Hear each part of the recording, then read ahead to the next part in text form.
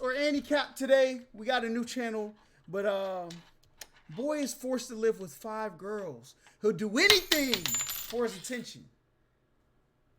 I don't even think I would want to be in that life. I ain't gonna lie. It's a little stressful, but let's get it. So when the metal hit his mug, he just sunk in place. 100K Holla, chillin' Bahamas. Come home to your crib and throw in your mama. What is good, HollaSquad? We are the latest squad on the YouTube platform. Listen, today we're back with another reaction. And y'all see what we got. I already read it. Now, y'all let me know what y'all would do if y'all was in a situation like this. I think one person fighting for my attention is enough, all right? Because 2 gets like, all right, y'all chill out. 5, I'm out of here, bruh. People think this is what they want. It's not what you want, all right? But let's get it. After 6 years of being apart, due to the death of their parents, Akiko Himenakoji moves to the dormitory where her brother, Akito, lives. They are both enrolled at St. Liliana High School. She has a brother complex and is excited to live with him. A brother complex? Akito is surprised at Akiko's precociousness, such as her demanding he peep on her in the shower or expecting them to share a lover's night on the floor. However, Akito denies all of her advances, greatly disappointing Akiko. The next morning, Akiko tries to explain to Akito her brother complex, but the latter attempts to change the subject. Akiko says that as a reward for making breakfast, she would like some form of a physical award from him, but he rebuffs her. Later, Akito apologizes to Akiko that they live in a shabby dormitory, and because of this, there is extra work to be done. But Akiko is happy just to be living with her brother. Akiko declares her love to Akito and he reciprocates, interpreting it as a sibling display of love. She faints from happiness hearing those Dear brother and sister? No, sir. No, sir. No, sir. words, but is annoyed when she learns that there are other girls living at the same dormitory. The other girls of the dormitory, all of whom are infatuated with Akito, are the members of the student council, the president, the eye patch-clad and sexually aggressive Arashi Nikaido, the vice president, the rather dry Anastasia Nasuhara, and the accountant, the earnest Ginbei Hiromi Sawatari. Akiko is also the secretary, while Akito is a special assistant, simply so they could spend more time with him. But Akiko is jealous when he interacts with them. During dinner, the girls fight over who gets to sit next to Akito and spoon-feed him and make See, I don't want all that, bruh. That's too much. Y'all, listen, y'all think this is what you want. It's not, bro. various cases as It's to not. why they should be He the acts one so- to feed him, such as how Ginbei cooked the food for him. Did that just drop? Akiko is stubborn and declares that she alone holds the right to spoon-feed Akito as she is his sister. Akito and Akiko live in the same room, separated only by a thin divider. He goes to her side to complain about her muffled laughter, where he learns she was reading a brother-sister love manga written by Shindo Koichiro. Yo, she Although a freak, somewhat bro. disturbed, Akito wants to respect She Akiko's nasty. preferences and says he will pretend he didn't see her reading the manga if Akiko keeps it out of his way from now on. The next day, Akito meets with his editor, Jino Karuko, at a cafe to talk about his manuscript. It is revealed that Akito himself is Shindo Koichiro, a pen name he uses when writing his brother-sister novels. The next day, Akiko once So again he writes the novels that his sister be. Oh, he's done. You're done, big fella. You're done. misunderstands Akito's indifference to her as him simply pretending to be a tsundere and resolves to get him to act like one properly. She wants to spend more time with him, but she constantly must attend classes that prevent her from doing so, which allow the other members of the student council to each have alone time with Akito. Anastasia goes into Akito's classroom and invites him to a picnic next weekend, acting like a tsundere. Ginbei gives What's a Akito some tsundere? handmade cookies she baked and talks about how Akito hasn't made any friends in his class. They argue for a while, but the people around them view it as a lover's quarrel. Arashi invites Akito into a room for a private meeting and attempts to seduce him. This almost works, but Akiko suddenly enters the room, unlocking the door with her own key. Akiko learns that the reason why Akito hasn't made any friends is because her obsessive attitude scares people away, so she decides to just visit him once every 2 break periods, which Akito points out isn't very different. Anastasia later invites Akito into her room and talks about her dreams of being a comedian. Additionally, having been born in an affluent family, she has yet to unpack, used to the fact that she had servants to do grunt work for her Crazy. before. They better She send them asks servants Akito to to help her the. unpack her boxes, but instead, he suggests he teach her how to. She agrees and learns from Akito on how to unpack her room, such as folding away her clothes and boxes. However, as Akito approaches the last box, a frantic Anastasia tackles it, accidentally spilling the contents. Various stuffed Mad toys dolls. she has personally named. Akito calls her cute, which flusters her. The next day, While Akiko and Akito are having lunch, Anastasia sits down with them and asks Akito if she can be his girlfriend, much to Akiko's shock. She teases the two of them by demonstrating the 3-second rule, which surprises Akito and causes Akiko to faint from embarrassment. While Ginbei is cooking dinner, Akito arrives at the dorm and brings her some cake, which he suggests they eat in her room. Ginbei is flustered, but is annoyed that Akito is oblivious to the fact that she is a girl, despite them being childhood friends all these years. When tea spills on Ginbei, Akito quickly tries to wipe it away, which Ginbei beats him for. While in Anastasia's room, Akito asks why she hasn't decorated her room with her dolls yet. Anastasia, a bit embarrassed, relents, showing Akito an overwhelming number of dolls, though Akito finds it cute. She then presents Akito with a doll made in her image, causing Akito to point out that using her family's conglomerate, Nasuhara Heavy Industries, to make personal items like this is an abuse of power. When Akito tries to leave without trying anything, Anastasia is insulted and ends up straddling him. However, this backfires as Anastasia is the one embarrassed instead. The student council wants to decide on new nicknames. All he gotta do, give one of them the duh and stick with him, bro. You're done. Names for Akito. Ginbei wants to continue calling him Akito. Arashi wants to call him Gray, while Anastasia opposes Aki, but Akito rejects all of these. Akiko arrives and declares that only she can call Akito Oni-chan, as a symbol of their bond with each other. What's that mean? The girls tease her by implying she has a terminal illness, scaring her away. The next day, Akito receives a call from his editor, Jino, about a short story contest targeted to younger girls, and overhears Akito over the phone, where she learns she is his sister. Kaoruko is mortified, thinking that Akito and Akiko are in an actual incestuous relationship, and resolves to set him straight. When Akito arrives at her office that weekend, she attempts to seduce him, but she fails. Despite Akito's reassurances that he does not actually love Akiko in that way, Jino remains unconvinced. Later, Arashi enters a shed Akito is organizing, and Akiko locks them inside, not knowing the two are there. Arashi takes advantage of these conditions by attempting to assault Akito, whose various attempts to escape fail. However, when Arashi finally pounces on him, Akito notices a jar about to fall on her head, so he tackles her out of the way. Akiko, investigating the loud noises from the shed, enters to see Akito pinning Arashi to the ground, angering her. Jino is still worried if Akito has a sister complex or not, and decides to visit the dormitory. She meets the rest of her student council, who is still unaware of the nature of Akito's work. Arashi attempts to harass Jino, but Akito restrains her. Jino asks them if Akito has a sister complex, which they all confirm. But Akiko arrives and refutes this notion, confidently proclaiming that she has a brother complex. This greatly worries Jino even more, where the rest of the student council reveal that the reason they moved into the dormitory complex was to make sure that the two siblings have as little alone time together as possible. The next day, the student council proposed that Akito live in a separate room, which he agrees to. This devastates Akiko, and she cries herself to sleep. Akito later enters her room to comfort her, but she was only pretending to be asleep. The next day, the new manager arrives, Takenomiya Arisa, with whom Akito has been living with before moving into the dormitory. She reveals that she is Akito's fiancé, shocking everyone. During a student council meeting, Akiko voices her disapproval of Arisa and with Akito's engagement to her. But the rest of the student... I mean, he could have just told them, like, yo, you gotta stop coming on to me, I got a girl. He ain't do that. And this is where it got him, bro. Council has Only no means qualms, brother. as Arisa has been doing all her duties well so far, remarking she would make a good housewife. Akito considers Arisa as another little sister and tries to get Akiko and Arisa to get along. But hold up, so that's not really even his fiance, that's... Bruh.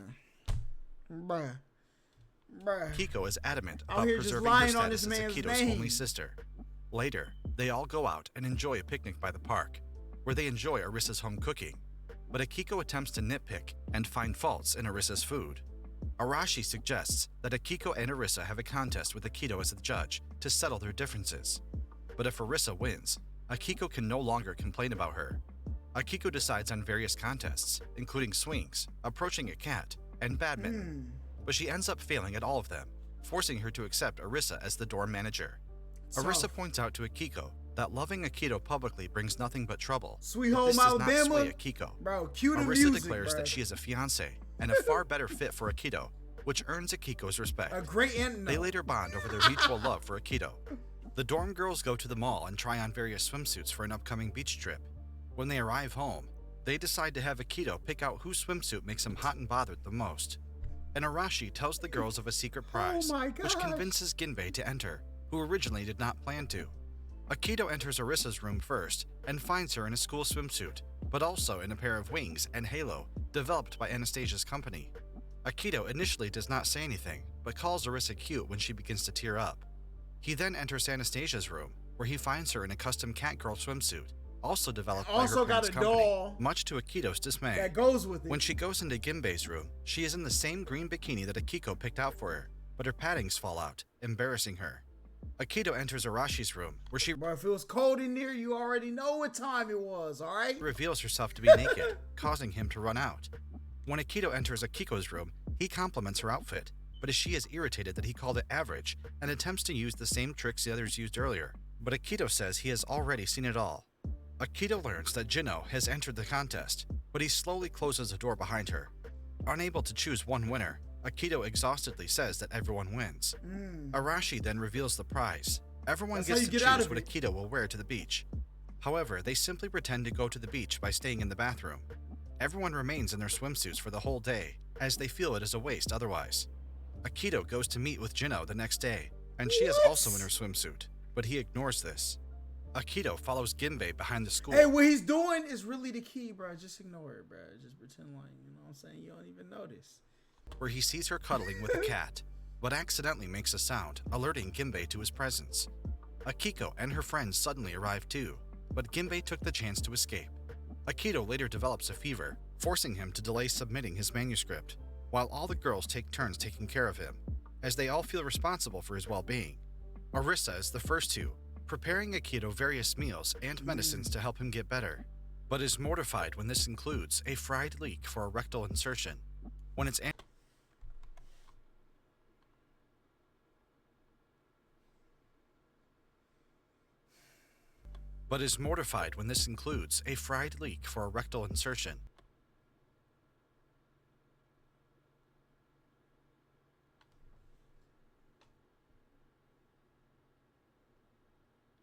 When it's Anastasia's turn, she is unable to do anything, but attempts to kiss Akito as a good luck charm instead.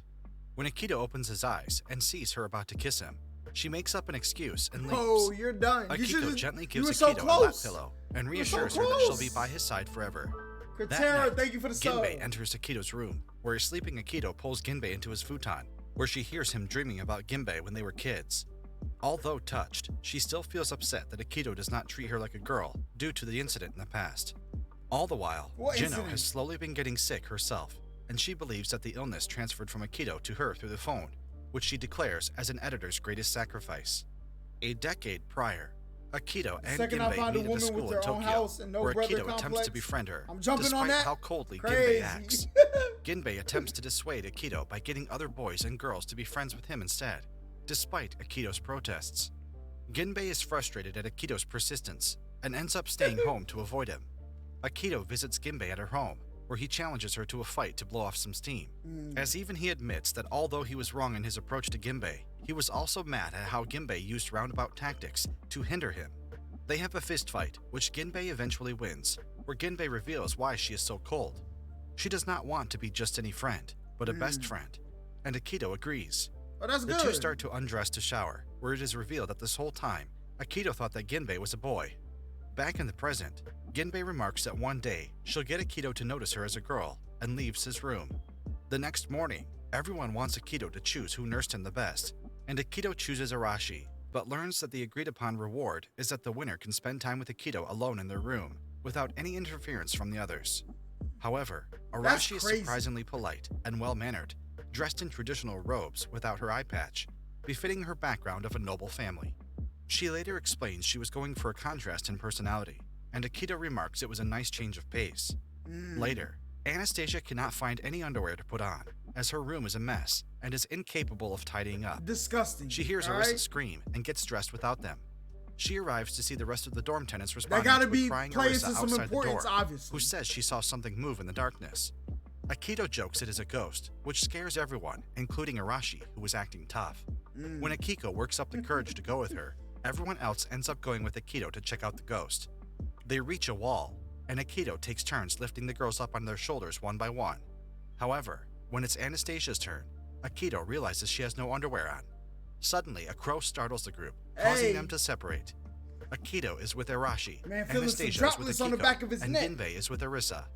Anastasia recalls that when she first met Akiko 6 years ago, she was interested in her, and how loudly she proclaimed her love for her brother. Anastasia learns of the circumstances behind their separation, and is intrigued by what kind of person Akito is. Jino awakens from a dream where she lived in the dorm room together with everyone else, alongside their children with Akito. She remarks she still has a fever. A year before the start of the events, Anastasia confronts Akito as he looks at the school. Anastasia accompanies him, under the pretext of preventing him from doing anything perverted, but is very interested in Akito. She explains to him that when she looks at him, she can't help but be nervous and say vulgar things, despite her rather flat-toned voice, and even offers to let Akito take home the panties she is currently wearing. Akito declines, which greatly intrigues Anastasia, What am I gonna do with those? who remarks many men would die for this chance. The two become friends, and Anastasia is grateful, as she is able to spend time with both the popular Akiko and the man she is interested in. Back in the present, Akiko calls Anastasia's attention, who has trailed off in her thoughts. Anastasia asks for hypothetical help, and what would Akiko do if she did not have any panties to wear, and she earnestly gives solutions. Anastasia confides in Akiko, telling her that her life has changed ever since she came into her life, and she kisses Akiko on the cheek, flustering her. Hold on. The group makes their way back to the dorm, having not found anything. Suddenly, Jino appears, whom they assume was the ghost Arisa saw. Suddenly, green lights appear in the bushes, causing everyone to be afraid, latching onto Akito. But it turns out it was just kittens. However, actual will-o-wisps appear, causing everyone to be afraid once more, and they all sleep in Akito's room for the night. The next day, Akiko, dressed in traditional garb, tells them how lonely she has been while they were apart. Akito reassures her that she has done wonderfully as a little sister, and that he will be there by her side to protect her. Akiko attempts to seduce Akito again, who sends her out of his room, much to her dismay. In an internal dialogue, Akito reveals that he and Akiko are not blood-related siblings at all, and all him refusing her advances thus far was out of great self-control. He resolves not to let her find out, as this is the only thing that keeps her from trying anything too outrageous. That night, Akiko has once again slipped into Akito's futon. Yo, my man really out here living his best life, alright? Getting dunes thrown at him. Why he turns them down, I guess we gotta watch the anime more in depth, because I ain't hear no like logical reasons. I would have been in there, you know what I'm saying? I would have made them, never mind, let me not talk about that, because that might not be okay. But I would be compensated for my services, all right, of what I could bring to the house. That's all I'm gonna say. Some people, they cook for the house. Everybody throws money in a pot. That's all I'm saying. Y'all like, comment, subscribe, all that great stuff. Until next time I see y'all. Peace. Who said we ain't bout it? Test the gang and you'll get touched. She ride it Kawasaki, roll my blinks and keep it quiet. Money is the motive, so we keep it on our mind. You get put in the stretcher, yellow tape, so P don't try.